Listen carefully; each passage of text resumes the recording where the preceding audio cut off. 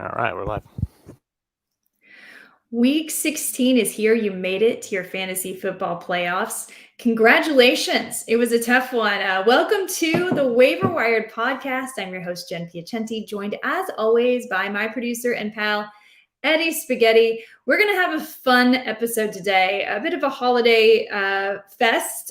We got a lot of news coming in hot and heavy. We're going to get to all of that. We're going to talk about waiver wire pickups. We're going to talk about playoff strategies, and we're going to vent.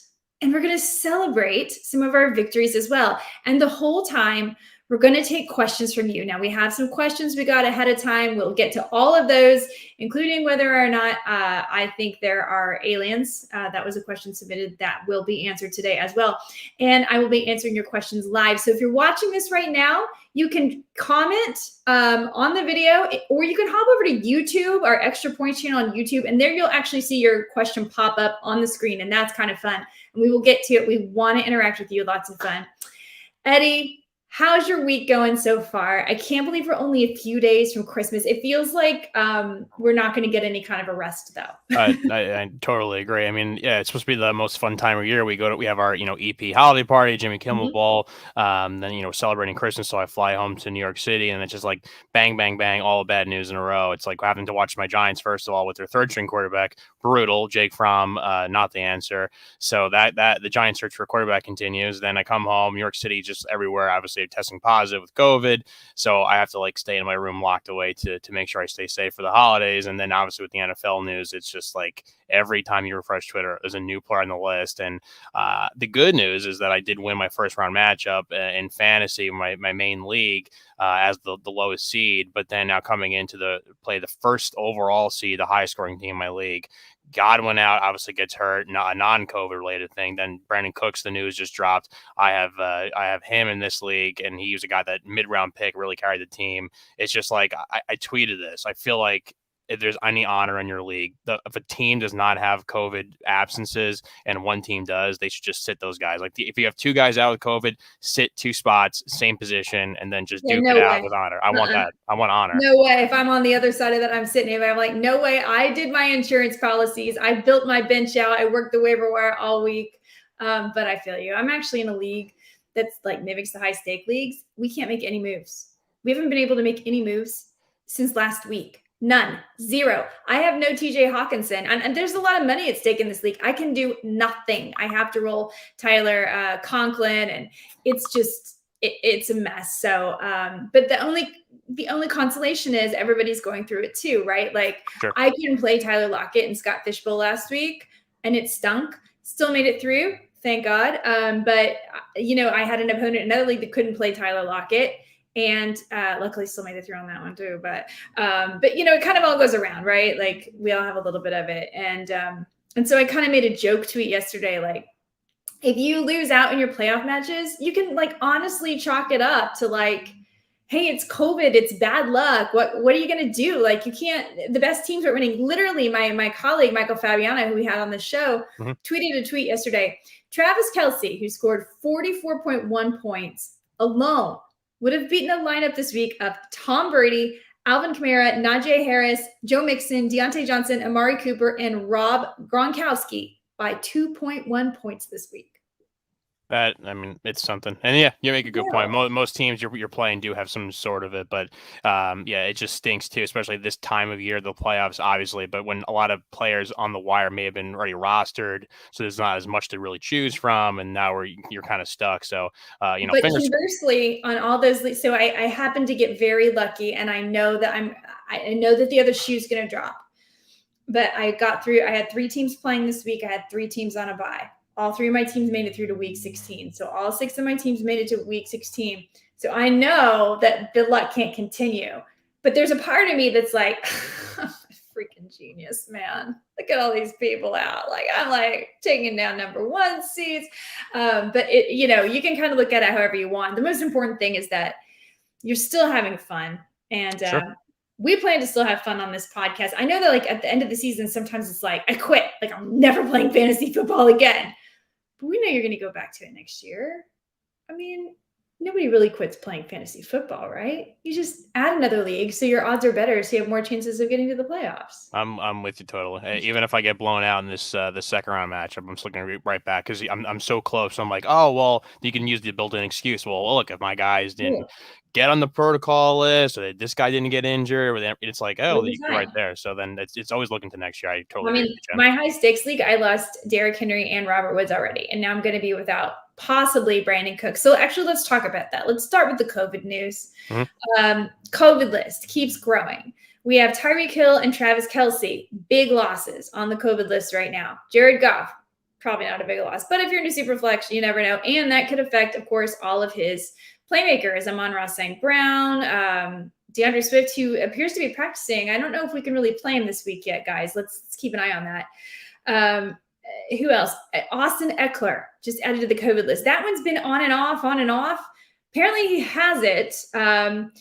Right now, if you have the ability to pick up Justin Jackson, go and grab Justin Jackson. He was the guy that stepped in for Austin Eckler, and we already knew Austin Eckler was dealing with a bit of an ankle injury.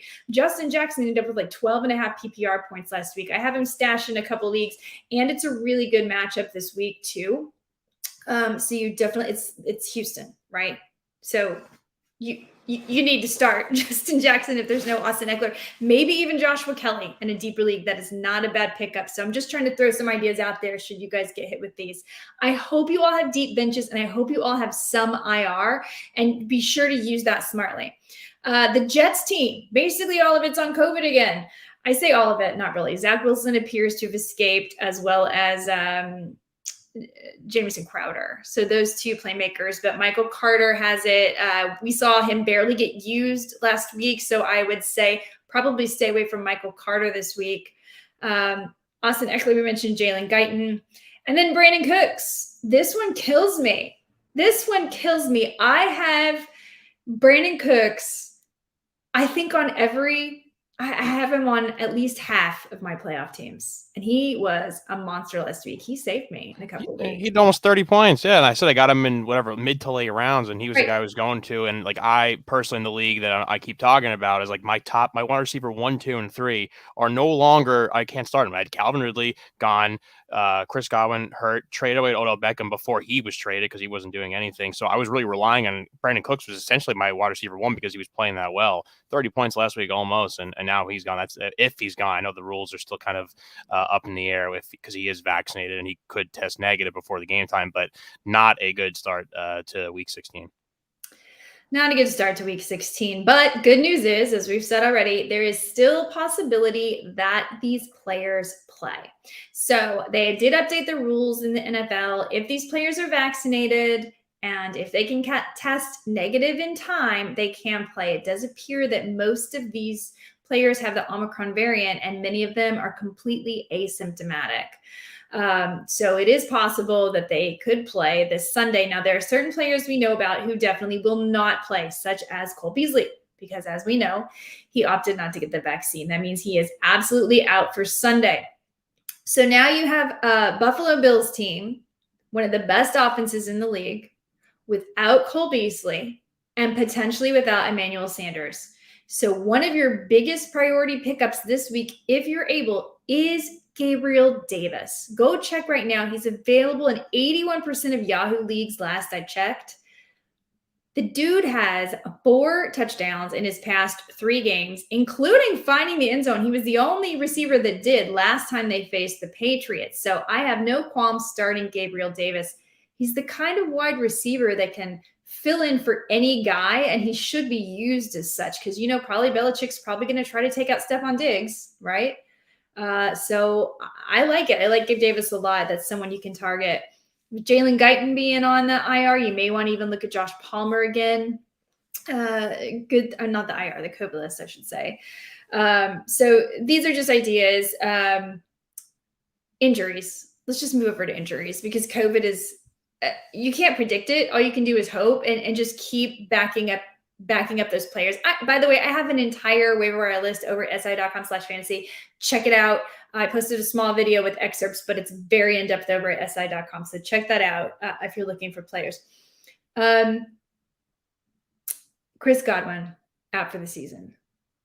ha- heartbreaking. He was my Scott Fishbowl stud. He was just starting to really emerge as like the number one guy there. And I saw it happen and I thought, when that hit happened, I just thought, oh no. It looked bad, but It then looked bad. we had like a glimmer of hope because they showed the camera zoomed in on him walking on the sidelines. So I was like, oh, Mhm. maybe he's Yeah. gonna be okay. Like he kind of walked it off. I'm like, maybe just sometimes you see in the NFL like guys' knees bend weird where it's like, oh, hyperextension, totally fine, just a minor strain. He'll be back next week. I was crossed my fingers, and they said it's a strained MCL. He'll be back for the playoffs, and they went right to the torn ACL.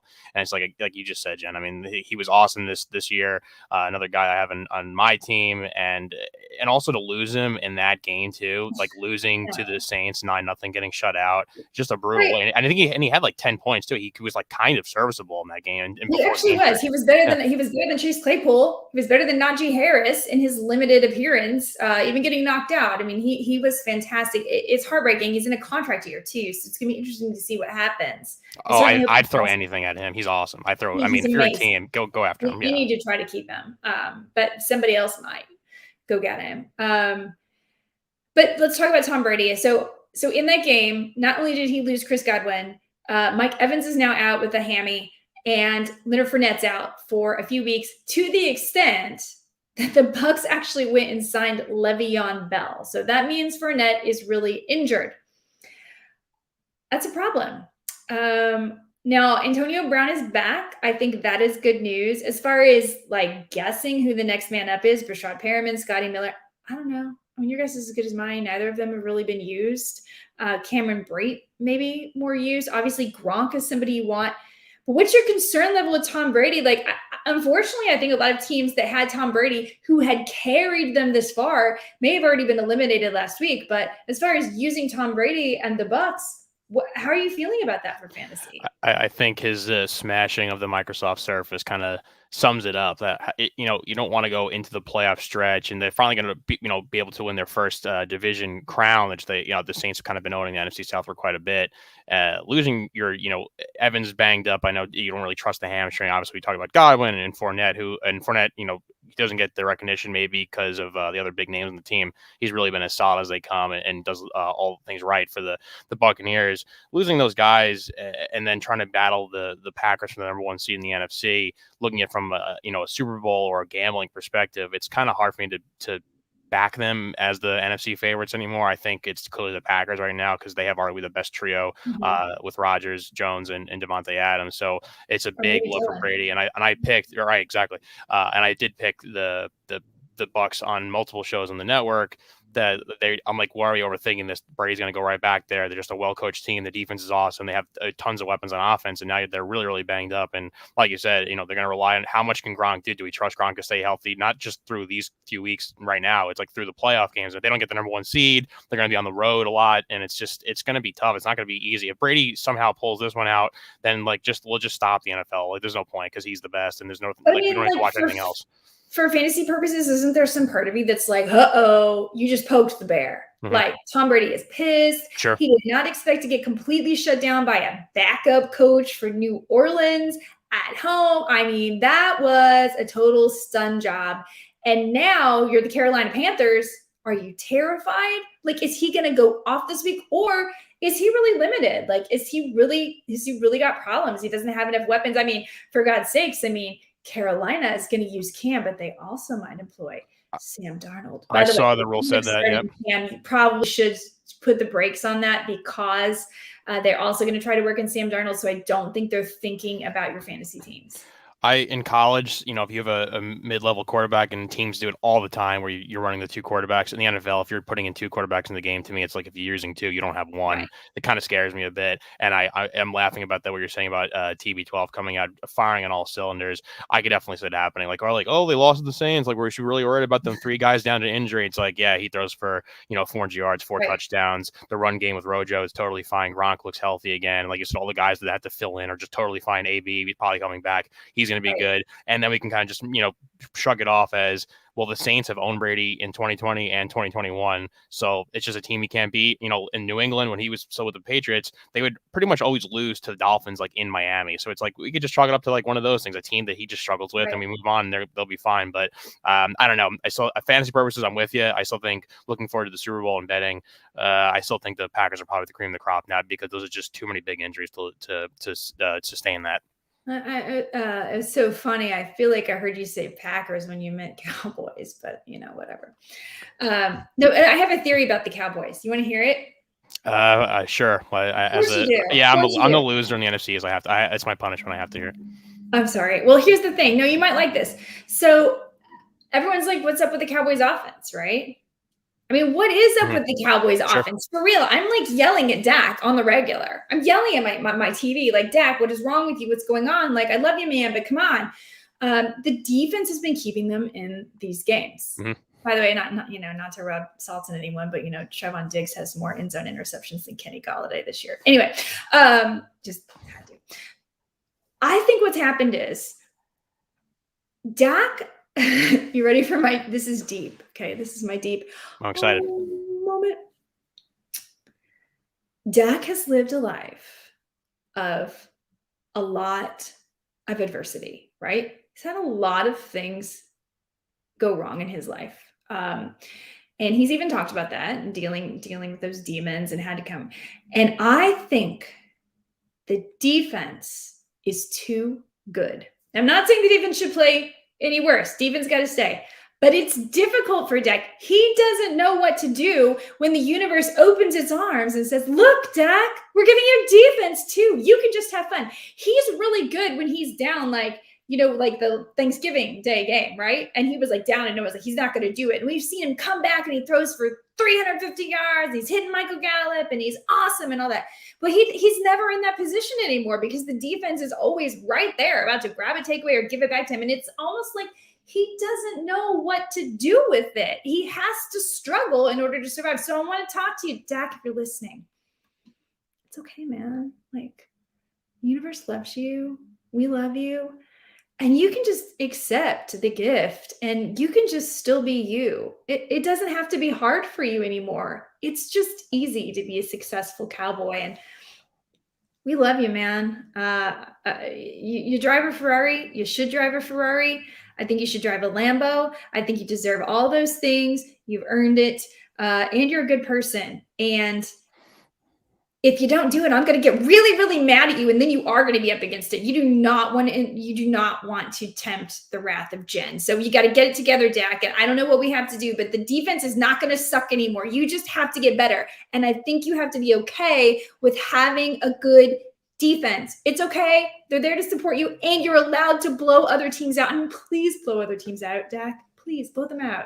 Just do it. I was shocked that they did not destroy the Giants because I have been touting the Cowboys for quite a while this season. I thought when their offense is the best, I think it could be the best in the NFL. But obviously they've had to deal with some injuries there and kind of switching out running backs. And I think some of the times where Dak hasn't been great is also kind of easily explainable. Like if he's losing Tyron Smith, like one of the best, top 3 left tackle in the league, he's not going to be as good. And I actually agree with your point too about like things always being tough for him because I look at it in the sense of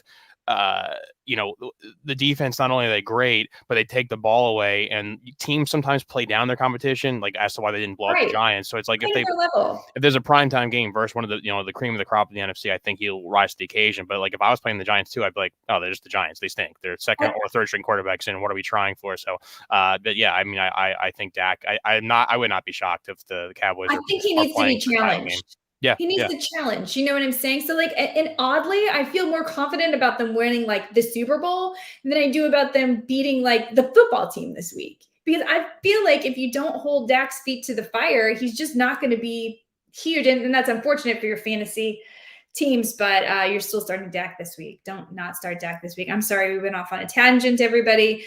Start your Cowboys versus Washington football team. Start your Cowboys. Lamar Jackson didn't practice. So let's talk about Tyler Huntley. Dude, 35.9 fantasy points. If you picked him up to fill in for Lamar Jackson, good on you. And if he's still on the waiver wire, and he is in 96% of leagues, get him.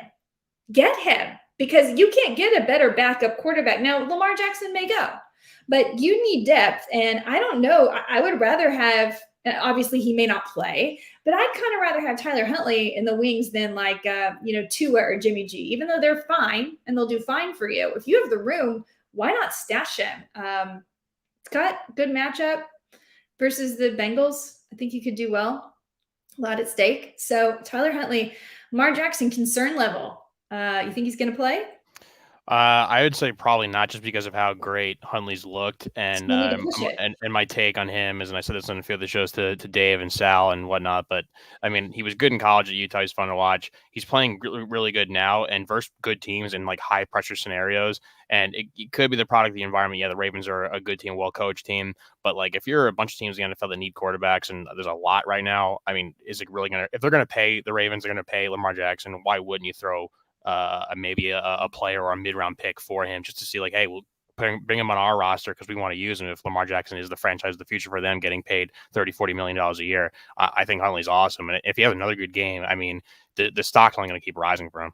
Yeah, I like him a lot. I think he's the best backup QB in the NFL. So that's my take there. Other waiver wire pickups this week, guys, just talking about building out depth. Obviously, we talked about Rojo. Craig Reynolds, I think, is still worth a pickup if you have the room. We don't really know if DeAndre Swift is going to play. Jamal Williams, I think, will. But the matchup is so good. There's enough to go around for two running backs there, in my opinion. We've got Jarrett Patterson is maybe a deep stash, especially if you have Antonio Gibson, a little bit of a toe issue. Amon-Ra St. Brown, 35 targets across the past 3 games. The dude is balling out, and he's the key to their success. When they started using him as the centerpiece of their offense, they started winning. I mean, that's not like a lot of winning, but still, I think it's good to look at now. You have to keep an eye on that, because if it's no Jared Goff, and I'm not sure how excited you are going to be about Tim Boyle throwing in the ball, but there's that. Russell Gage still available in half of leagues. I don't know why this is. It needs to stop. They're facing Detroit. So again, a great matchup, and he is the guy.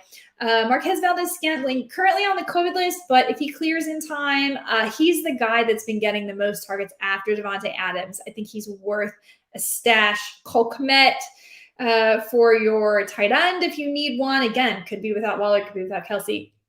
James O'Shaughnessy, oddly enough, continues to be Jacksonville's best wide receiver. And as we know, the Jets can't defend the tight end, and now they're down half their team. So it's possible Jacksonville Jags could finally win one, and O'Shaughnessy could be involved there. They're using him as a receiver a lot. So Gerald Everett, Foster Moreau, other guys we like. Eddie, what else for your team? Like, do we need to fix it up? Have you got backup plans? Yeah, I mean, I've pretty much given up hope, but I do have some backup plans.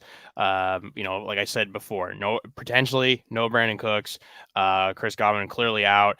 So I picked up a few guys, Nico Collins. I picked up Josh Palmer. I picked up Zay Jones. Some names I've seen thrown out there by people to maybe pick up, maybe have some targets. I have AJ Dillon. I could flex him to help that. Sure. I have Kendrick Bourne. I have Sammy Watkins. I have Tyler Johnson too on the Bucs. So I have a bunch of guys to fill in. But man, oh man, going from a receiving core at the start of the year that had Calvin Ridley and Godwin and Hollywood Brown and Cordell Patterson and Brandon Cooks to now missing a number of those guys. It's just like, what's worse, Calvin Ridley or DK Metcalf?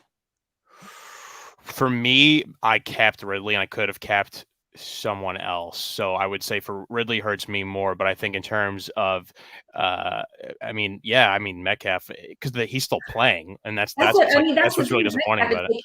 Every week you're like, well, you have to play him. I mean, this week there was no Tyler Lockett. Of course you're going to play DK Metcalf. Whereas at least with Calvin Ridley, you knew, like, you didn't even have the option to play him. Sure. Right. No, I didn't. And when playing with DK, especially like Russ, when Russ was healthy, or is healthy now, and every time he throws a deep ball, you're like, oh, this is going to DK, and it's going to go to the house. And then it just never is. They don't connect anymore. It is very strange. So maybe you're right. Maybe DK is probably worse to lose. It's so strange. So sorry for those of you who took DK Metcalf. I didn't take him one place. I just felt like I just had a feeling. Like, sometimes you just had a feeling, but I have no reason for that. Like, it made sense to take decaf. It was just, I just had a bad feeling about it. Maybe that's feminine intuition. Maybe that's like a spidey sense. Okay, let's get to some questions, Eddie. So if you're watching this right now, please chime in with questions. Write them right there Yep. in Twitter. Jump over to our YouTube page and write it there, and you'll see your question pop up. We had a few submitted earlier. I want to ask you first, though, before we get started, Eddie. Favorite Christmas musical artist? Because I noticed that you guys put up this survey. Yeah. For extra points. And I was a little bothered. Actually, I was not a little bothered. I was a lot bothered. Let me give you the options here, everybody. Here are our options. Number 1, Mariah Carey. Number 2, Wham.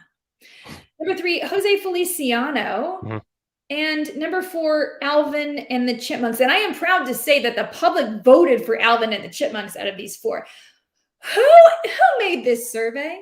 I have a feeling it is probably a team of Sal, Joel, Solomon, and maybe Scott Holmes were involved. Made the They might have been involved. Yeah. So I think they wanted to get a bunch of different angles there. My issue, and I have kind of the same issue with you too, is like, no offense to Mariah, George Michael, whatever, but they're kind of like the one-hit wonders for Christmas. When I think best artists, I look for more of like a catalog, and I love Bruce Springsteen. Bruce Springsteen has 2 Christmas songs. Like I want people with a big, vast catalog.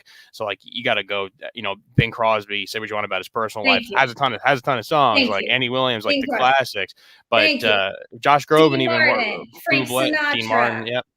I mean, the list goes on, and if you don't even want to do that, you could at least go. Not my favorite, Barbra Streisand. I mean, there's just so many more options than. I mean, I get it. Like it's kind of a joke, but like I really was like, I worry about these people's Christmas lists, and I feel like they might be losing brain cells and not feeling the real joy of the holiday season. And I feel like I want to create and gift to you all a great Christmas playlist. Because you know what? My Christmas playlist is that of probably an 80-year-old man. I admit it. That's fine. My favorite song is probably the David Bowie, Bing Crosby, "Peace on Earth," Drummer Boy mashup, which is awesome. I like TV. John Lennon. He has another good, good song. I will say this to kind of help out our EP crew who did the show as the producer of this one. And it's releasing on Friday, and we'll have a video breakout for it and such. There is a special treat during that conversation that we had. Cousin Sal sang Bono. So look out for that. It's pretty good. Yeah, so that kind of saves it. I'm glad I wasn't there. It would have made me probably feel embarrassed about my singing skills. He was good. He's a talented singer. He could do everything. The other survey, of course, and maybe I what's the most annoying Christmas tradition? Elf on the Shelf, Secret Santa, eggnog, or Sex in the City talk. Okay. Eggnog is fine, especially if it's spiked. I'm all for that. Sex in the City, I don't care, whatever. I don't really feel like that's Christmas. Secret Santa, definitely annoying, as is White Elephant, because is there anything more awkward than like having to buy something for somebody that you don't really know, and like you have to do this when you really want to be thinking about the people you care about, but then in the end you do kind of get a warm fuzzy feeling because then you were thinking about somebody that did make you feel fine. Okay, great. White Elephant. Weird. My parents used to love that when I was young. Always weird. Ended up with like a popcorn maker and a fuzzy sweater and stuff you don't want. Great. But Elf on the Shelf is something I simply do not understand. It is the creepiest, weirdest thing. I am so glad my parents never did this to me. And I want to know when we started taking our moral compass from an elf. An elf. Men who don't know how to dress, who do everything Santa says, and live in the North Pole, where they have no awareness of what's going on. I think it's creepy. I think it's weird. I think what parents do with the elves is really weird. And I really want to get rid of the elves. So that's my vote. I know you didn't know. I didn't even know what like Elf on the Shelf was until like very recently. I never had that. I have so many other. I can give you 20 traditions about Christmas. It's my favorite time of the year. So many things that are wrong with it. The white elephant stuff, I totally agree. Like setting the price limit, and you got to find something, and then like gifts are just so hard today. Like a gift card was an easy cop out, but now people hate gift cards. So it's like, well, then what am I getting you? That's $20. That's useful in 2021. Nothing costs $20. That's good. It's so. I mean, I think Christmas cards. The idea idea of like when I was a kid, like being forced to take a picture in an outfit and then like having to, I didn't send them, but I was like, what are we doing? As an adult, like, hand up, I'll never send a Christmas card to anyone. Like I'll send you an email. Like that's it. Like that's never happening. But I will say that when I get a Christmas card, like someone actually mails me a Christmas card and I open, they went to all the trouble. I do feel very like excited and touched about it. My mom used to get those where people would literally handwrite inside like the letter of like everything that had happened that year. And I remember my mom did it for years and I felt stressed like, oh God, I haven't done enough this year. I did the lead in the musical. I made straight A's. But I didn't really do anything like rescue a puppy or like I felt like I needed to fill out my resume for the Christmas list. Yeah, like what do people want from my Christmas card? I sat in my room most of the year because we really couldn't do much. Like Merry Christmas. Yeah. Like I'll take a picture of myself. Bum kid you have that like, and then there's my son that brushed his teeth this morning. Yeah, well, every card I get now is just the family dog on it because I think people just don't want to take pictures anymore. So I mean, I don't want to take pictures anymore. I don't even put on makeup for this podcast. Yeah, neither did I. All right, guys, we are going to get to your fantasy football questions. Let's kick it off, Eddie. Hit me with a few questions that came in already. And of course, if you're watching this live, again, jump in here. Tell me what your favorite Christmas song is, who's your favorite Christmas artist, who you hate, and who you're really mad at this week for your fantasy football matchups. Or if you need good energy, I'm really good at sending good energy vibes. So if there's a player that you need good energy for, drop it in the chat. Let's roll, Eddie. Yep, and just to echo what Jen said quickly, Extra Points Pod, Twitter, Facebook, YouTube, and Twitch. Go find us there. You can comment live. If you want to see the comment live, all those social media channels will work, but Twitter. But don't be afraid. If you do it on Twitter, I'm seeing it live. I will read it live, but you won't be able to see your comment. But we'll start off here. Quarterback question. And this is from Edward. Nice name. Hey, Jen, in a standard league, would you start Kyler Murray or Taysom Hill? I would start Kyler Murray, and I understand the hesitation. But Taysom Hill didn't do anything either. He did nothing. So as far as Kyler Murray, you got to go with the better quarterback. Also, the game total is the highest of the week right now, 49.5.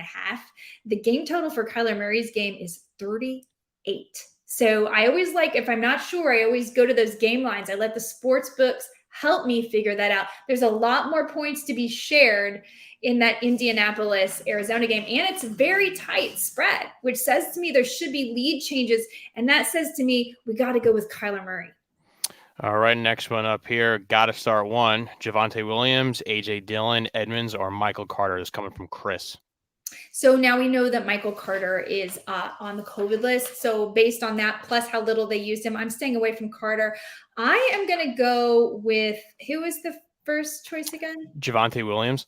Javonte Williams. Okay. Javonte Williams is the guy. Las Vegas is such a good matchup. They've surrendered the second most FanDuel points. I always like to talk on FanDuel, so you can also translate this to your DFS lineups. Video coming out Friday morning, by the way. Second most FanDuel points to opposing running backs across the past 4 weeks. Very good matchup for Javonte Williams. All right, we got to do another running back pick 'em here. This is from Matt. Miles Sanders, Devin Singletary, or Ronald Jones?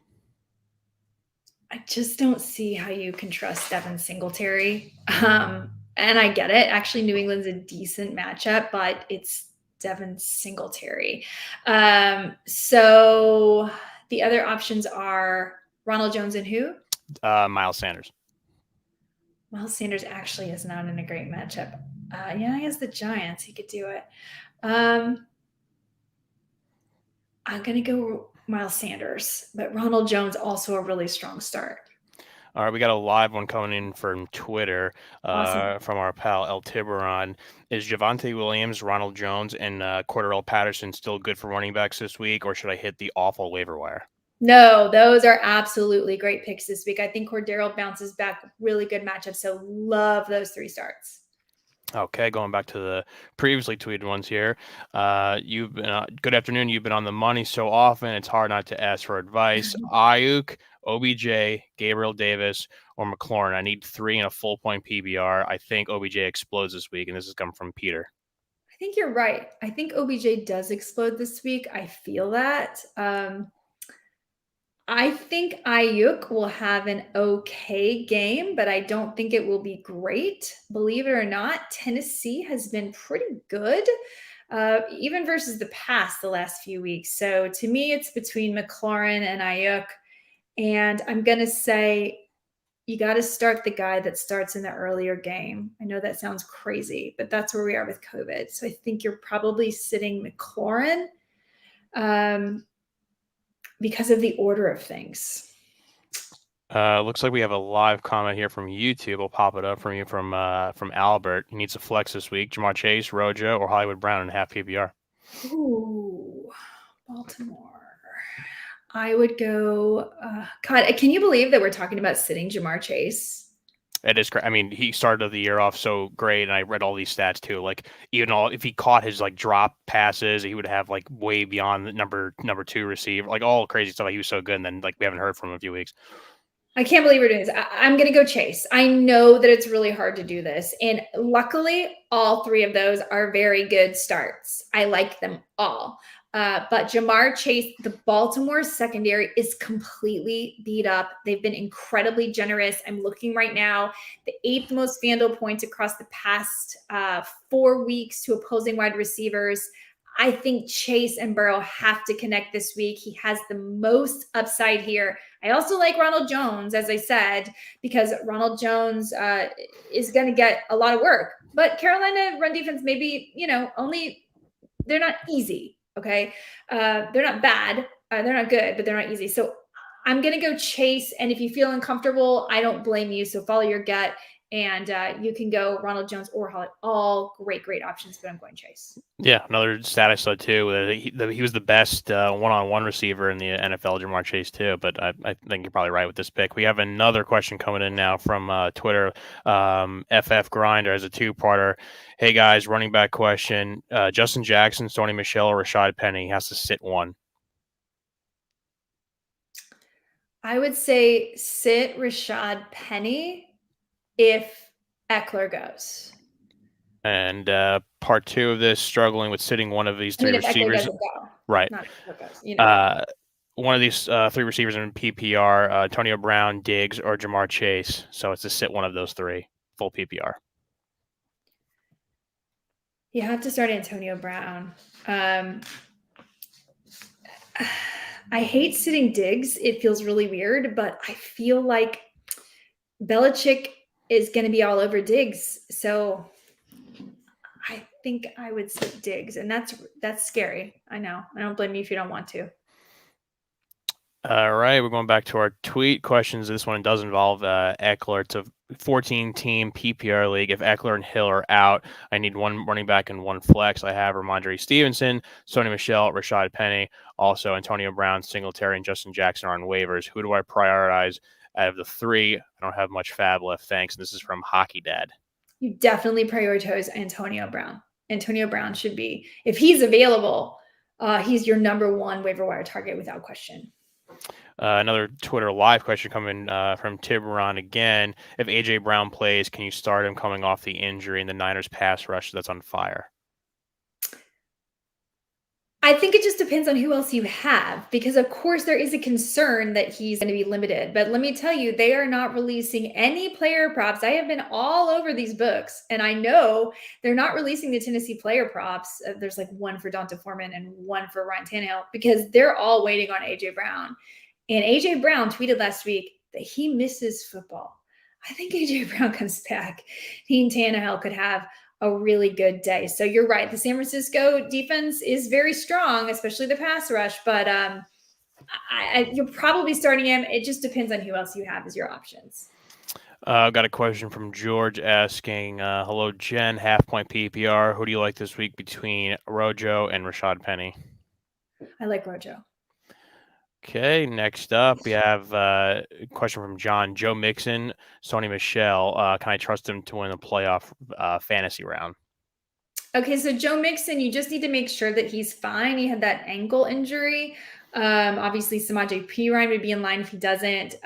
But the matchup is good. And Sony Michel, I think, has taken over the lead in that backfield. It was clear. He had the opportunity, and he was phenomenal last night. Now, it was fairly easy versus Seattle, but it didn't look like Henderson was the guy. And, he's still maybe dealing with a little bit of injury too. So I think we can trust Sony Michel at least for the next week. Right. Got another question with Rojo and Sony Michelle from George. Rojo, Rashad Penny, Sony Michelle, or Darrell Henderson and Damian Harris. I guess he needs to pick the best of those. Okay, how many? Does he give us how many? Did not give. Let's just say 2. Okay. Oh boy. All right. So we've got Rojo, Sony Michelle, Rashad Penny, Darrell Henderson, and Damian Harris. Okay, so I'm gonna go Rojo and Sony Michelle. All right, and that's all of our fantasy football questions, but we have a few non-fantasy football questions. So I'll start with the first one here from Wookie asking, do you like movies about gladiators? Of course, especially the movie Gladiator. I was just going to say, besides Gladiator, like what am I missing? Other ones? I like the movie Troy. Is that considered like a gladiator? Yeah, it's not really a gladiator, but it's kind of gladiator-like. And I like this thing called NFL football, which is essentially like watching American Gladiators, right? So, yeah, of course I like gladiator movies. Duh, who doesn't? We have a question from Michael who says, Merry Christmas, and how did you get involved in fantasy football and baseball? Merry Christmas, Michael. Well, I started out by playing fantasy baseball, and it's because when I was in New York City, I just remember I was watching a lot of baseball. I enjoyed it. I used to go watch my dad's play softball. My dad and his brothers play softball when I was growing up. I used to go to the intramural tournaments, and I used to go to baseball games with my dad. And I was watching it a lot in New York, and people started talking about this like fantasy baseball thing. I think I saw a commercial on TV. I don't know. And at the time, like MLB had like these fantasy baseball games you could play. It wasn't for any money. And I thought to myself, as these are the thoughts that go through Jen's head, I can do that. I can beat the guys, and they'll be so surprised that a girl beats them. I'm going to sign up for a league. So I did. And I basically just got addicted to it. I just find it so much fun. Like if you're watching the games anyway, like why not play a game with a game? And then it kind of like goes on, and then you can kind of make friends. And that's what happened is people found out that I played fantasy baseball. I would talk about it occasionally. And one time I was doing a show in New York City, and one of the board members for the arts organization sent me a note afterwards saying, I really enjoyed your performance, blah, blah, blah. By the way, I looked up your website and your social media. I noticed that you play fantasy baseball. I'm a huge fantasy baseball fan, but I'm a Yankees fan. I don't know much about the NL. Could you ever help me with that? And I was like, sure. So I did. And then he invited me to be in this high stakes league with him. But it's like, I still fly to New York every spring and do this. We literally get a boardroom on Park Avenue. We have an auctioneer flown in, tons of money in the pot. It's all hedge fund guys. It is so much flipping fun. And through that, they had hired an auctioneer that was a tout. And long story short, Jason Collette introduced me to all these people. And here I am today after meeting Rick Wolf. And of course, I played fantasy football some on the side too. And then when the opportunity I just had some people contact me and say, hey, would you ever be interested in making these videos for us? And that was like 2-3 years ago. And here we are. Pretty good. We have questions coming in live from YouTube from Bo McBrayer. Says, hey, want to cook pizza with your dad, but here's the question portion. Still got to do our duet. How are you with Kelly Clarkson covers? I know she has a new album, right, for Christmas. He's another artist who was not mentioned during the EP talk. I have not heard the new Kelly Clarkson album, but she's a Burleson, Texas girl, which is like very close to me. So I mean, I'm sure it's just like all in the Texas blood. Sure, I can do it. Sure.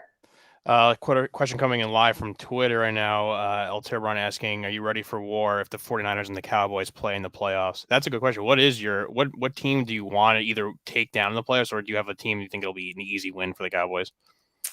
That's a great question. I haven't even thought about that. I don't think that any team will be easy for the Cowboys.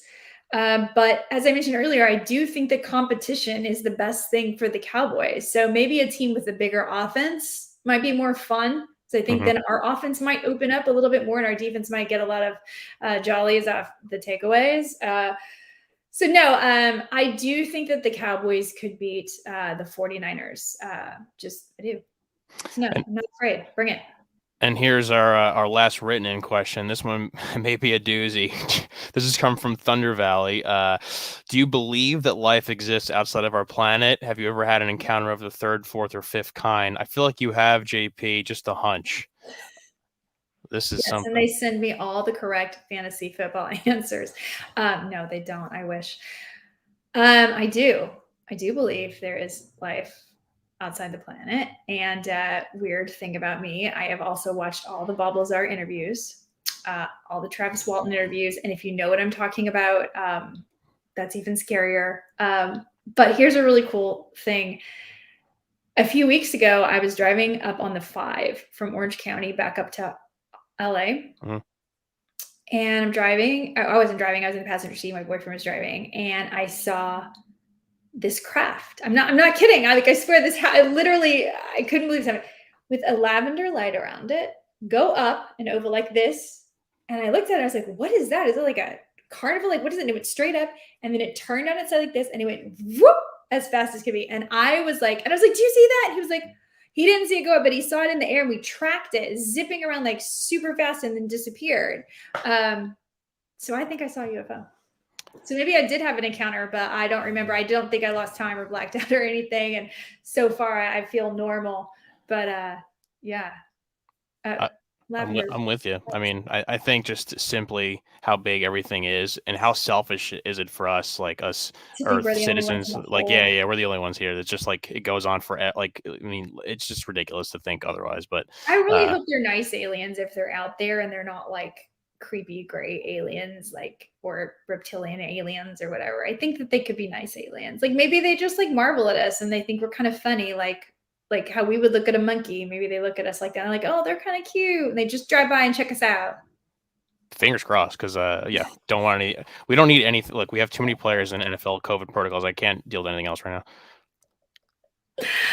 Oh, do we have any more questions, Eddie? Or are we all stocked up? I think we got all our Twitter questions, we got all our comment questions, and we got all our written in ones. So I think we answered them all. I think we just broke a record right before the new year.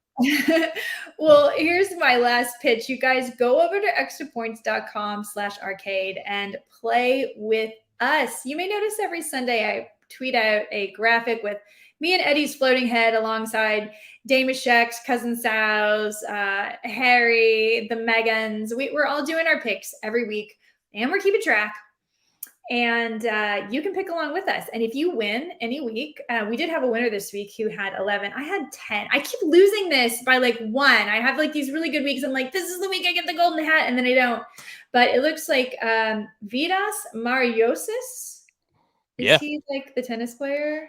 That's kudos to you for getting that right in the first try. Well, he sounds a lot like the tennis player. Yeah. So he's getting a golden hat. And then Justin Bethel got the prop quiz right with 7 right. I've got to start doing the prop quiz. I think I've only done it 2 or 3 times. I need to take that one more seriously because that's my jam. I can do the player props. So you guys go play with us. Also, we do have merch, guys. We have merch. If you love the Waiver Wired podcast, if you love Extra Points, if you just want to like give them as gifts to family and friends, you want to wear them on your podcast because it's cool. Extrapoints.com/ is it shop? Yeah, I believe it's shop. And also, if you just go to extrapoints.com, right next to where it says shows, right next to where it says picks, in between there is the shop. You click there, brings you right to it. And like Jen said, you can get merch from any of our shows. We had an awesome time at the Jimmy Kimmel Bowl. If you guys happened to be there, we hope you enjoyed it. Bit of an upset. We had a lot of fun watching it until Harry took off his shirt. That and listening to him betting the over. I think we're done. Harry and the overs is done. That was a bad job by us for listening to him. It's the holiday season, you guys, and we appreciate you spending this fantasy football season with us. We hope you enjoy a lot of time with your friends and family. Best advice for this week. Do you have any best advice for fantasy football this week, Eddie, before we wrap up? I do. This is my advice for people who are in my shoes. What I'm going to do is set my lineup, and then I'm not going to open the app and check it because there's too many players missing, and the NFL has been crazy. And I'm not shocked that by the time this podcast ends, there's probably more news. So it's one of those things where set your lineup. Don't be one of those guys or girls who forgets to set it, and then it's a set and forget it thing because this is it's crazy times here. But also, good luck. I would say set it, forget it, and then open it Thursday night. Make sure that your players that are playing Thursday night, if there's anybody that's close, put your Thursday night players in because you don't want to end up like on with the Monday night game and like suddenly you're without like Taysom Hill and you didn't play, I don't know, Ryan Tannehill on Thursday night, right? Don't be that person. Don't put yourself in that disadvantage. So do that.